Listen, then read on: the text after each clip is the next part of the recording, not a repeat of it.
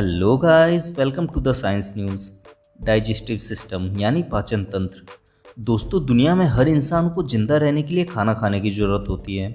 हम जो खाना खाते हैं उसे हमारा डाइजेस्टिव सिस्टम एनर्जी में बदल देता है और उस एनर्जी से हमारा शरीर जिंदा रहता है। आज की इस वीडियो में हम 3D एनिमेशन की मदद से जानेंगे कि हम जो खाना खाते हैं उसे हमारा डाइजेस्टिव सिस्टम कैसे पचाकर एनर्जी में बदल देता है और हमारे शरीर को जिंदा रखता है। 3D एनिमेशन की मदद से किसी भी टॉपिक को समझना थोड़ा आसान हो जाता है। अगर आप भी साइंस की वीडियोस को 3D एनिमेशन से समझना चाहते हैं तो आप सब्सक्राइब कर सकते हैं द साइंस न्यूज़ को। तो आइए अब जानते हैं हमारे डाइजेस्टिव सिस्टम के फंक्शन को।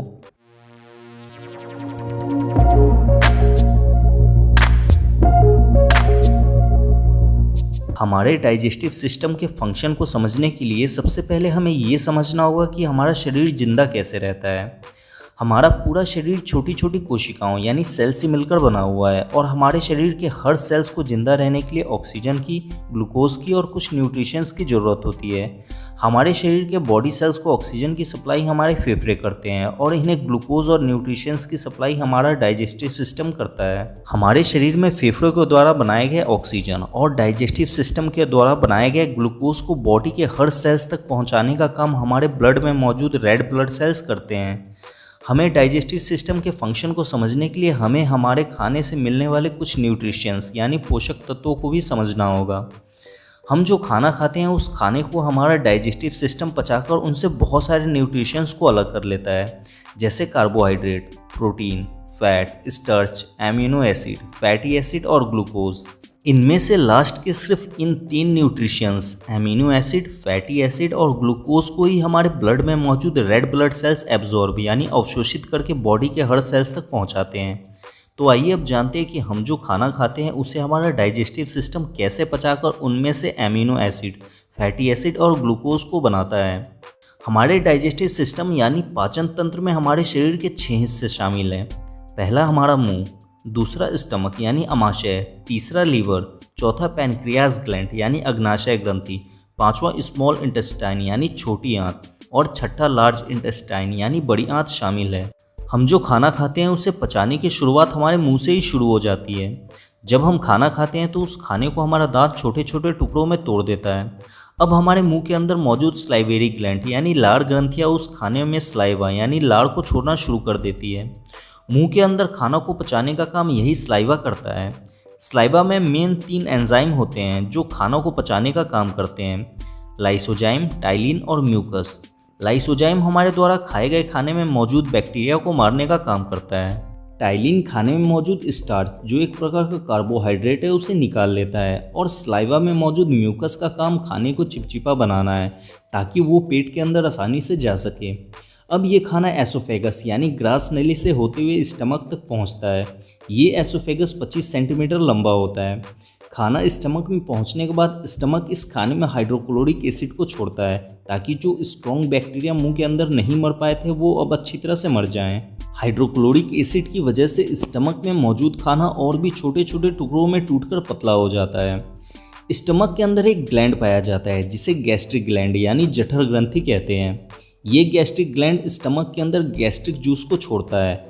इस गैस्ट्रिक जूस में रेनिन और पेप्सिन 2 एंजाइम पाए जाते हैं।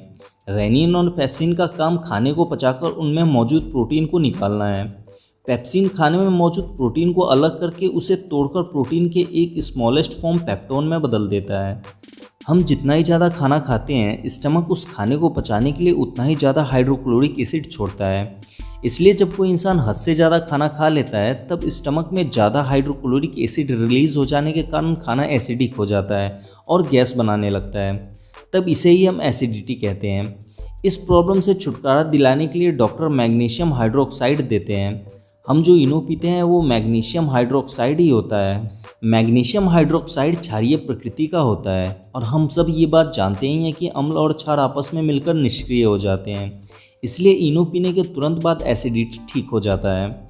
स्टमक में खाना 4 घंटे तक रहता है। 4 घंटे बाद स्टमक से अधपचा खाना निकलकर अब स्मॉल इंटेस्टाइन यानी छोटी आंत में पहुंचता है। स्मॉल इंटेस्टाइन लगभग 7 मीटर लंबा होता है। स्मॉल इंटेस्टाइन में खाना पहुंचने के बाद लीवर इसमें बाइल जूस यानी पित्त को छोड़ता है। लीवर द्वारा छोड़ा गया बाइल जूस क्षारीय प्रकृति का होता है। छोटी आंत अम्लीय खाने को नहीं पचा पाती है, इसलिए स्टमक में हाइड्रोक्लोरिक एसिड के कारण अम्लीय बना हुआ खाना बाइल जूस मिक्स होने के कारण निष्क्रिय हो जाता है। बाइल जूस फैट यानी वसा को भी पचाने का काम करता है। स्मॉल इंटेस्टाइन में खाना पहुंचने के बाद पैनक्रियाज ग्लैंड इस खाने को और भी अच्छे तरीके से पचाने के लिए इसमें पैनक्रिएटिक जूस को छोड़ता है। इस पैनक्रिएटिक जूस में 3 एंजाइम टिप्सिन, एमाइलेज और लाइपेज होते हैं।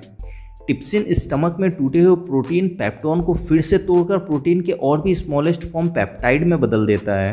एमाइलेज खाने को पचाकर खाने में मौजूद कार्बोहाइड्रेट को निकाल लेता है और लाइपेज खाने में मौजूद फैट को निकाल लेता है। इस तरह से स्मॉल इंटेस्टाइन में खाना पूरी तरह से पच जाता है। खाना पूरी तरह से पचने के बाद स्मॉल इंटेस्टाइन के नीचे वाले भाग में जमा हो जाता है। स्मॉल इंटेस्टाइन के इस भाग को इलियम कहते हैं। इलियम खाने से मिले हुए न्यूट्रिशंस को खून में घुलनशील बनाने के लिए कुछ एंजाइम को छोड़ता है, जिससे प्रोटीन से टूटा हुआ पेप्टाइड अब एमिनो एसिड में बदल जाता है। एमिनो एसिड प्रोटीन की सबसे छोटी यूनिट होती है। इलियम के एंजाइम के कारण कार्बोहाइड्रेट ग्लूकोज में बदल जाता है और फैट फैटी एसिड में बदल जाता है। अब एमिनो एसिड, फैटी एसिड और ग्लूकोज इन तीनों को रेड ब्लड सेल्स एब्जॉर्ब कर सकता है। इलियम में फिंगर शेप के कुछ स्ट्रक्चर पाए जाते हैं, इन्हें विलाई कहते हैं। इन विलाई के अंदर ब्लड वेसल्स यानी बहुत ही पतली पतली खून की नलिकाएं होती हैं। जब इलियम में एमिनो एसिड, ग्लूकोज और फैटी एसिड बन जाते हैं तब इन विलाई द्वारा इन्हें एब्जॉर्ब करके ब्लड में भेज दिया जाता है। अब ब्लड में मौजूद रेड ब्लड सेल्स इन न्यूट्रिशंस को बॉडी सेल्स तक पहुंचा देते हैं। खाने में मौजूद मिनरल्स यानी खनिज पदार्थों को स्मॉल इंटेस्टाइन को तोड़ने की जरूरत नहीं पड़ती, इन्हें विलाई द्वारा डायरेक्ट एब्जॉर्ब कर लिया जाता है। हमारे डाइजेस्टिव सिस्टम को प्रोटीन को पचाने में सबसे ज़्यादा मेहनत करना पड़ता है। पहले प्रोटीन को तोड़कर पेप्टोन बनाना पड़ता है, फिर पेप्टोन को तोड़कर पेप्टाइड और फिर लास्ट में पेप्टाइड को तोड़कर एमिनो एसिड बनाना पड़ता है। तब जाकर इसका अवशोषण छोटी आंत द्वारा हो पाता है। स्मॉल इंटेस्टाइन में पूरी तरह से पचने और एब्जॉर्ब होने के बाद अब खाने का बचा हुआ वेस्ट मटेरियल पहुंचता है लार्ज इंटेस्टाइन यानी बड़ी आंत में। स्मॉल इंटेस्टाइन में खाना पूरी तरह से पच तो जाता है पर उसमें अभी भी पानी मौजूद रहता है। लार्ज इंटेस्टाइन का काम पचे हुए खाने के वेस्ट मटेरियल में से पानी को सोखना है। लार्ज इंटेस्टाइन खाने के वेस्ट मटेरियल में से पानी को एब्जॉर्ब करके ब्लड में मिक्स कर देता है। अब ये वेस्ट मटेरियल रेक्टम में जाकर इकट्ठा हो जाता है। रेक्टम में खाना इकट्ठा हो जाने के बाद इंसान बाथरूम को याद करने लगता है। फिर बाथरूम में जाने के बाद ये वेस्ट मटेरियल एनस के रास्ते हमारे शरीर से बाहर निकल जाते हैं। हमारे द्वारा खाए गए खाने को मुंह से लेकर एनस से बाहर निकलने तक 32 फीट यानी लगभग 9 मीटर तक का सफ़र तय करना पड़ता है। इस तरह से हमारे द्वारा खाया गया खाना हमारे शरीर में पचता है। उम्मीद है कि आप हमारे पाचन तंत्र को अच्छी तरह से समझ गए होंगे। अगर आपको अभी भी इसमें कुछ समझ में नहीं आया है तो आप इंस्टाग्राम पर जुड़कर अपना कोई भी सवाल मुझसे पर्सनली पूछ सकते हैं।